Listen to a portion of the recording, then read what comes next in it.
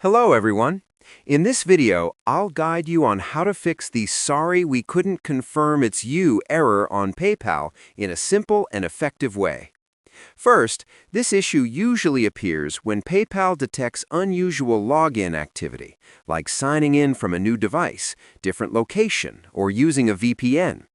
To fix this, always try logging in from your regular device and a trusted network, such as your home Wi-Fi.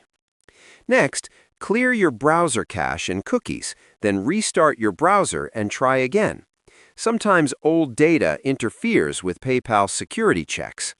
You can also switch to a different browser or use the PayPal mobile app to see if that works better.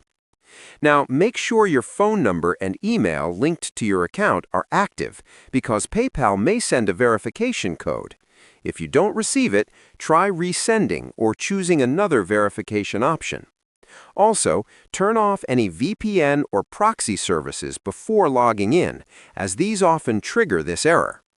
If nothing works, go to the Help section and contact PayPal support to verify your identity manually. And that's how you can fix this problem and access your PayPal account again quickly. Subscribe the channel for more videos.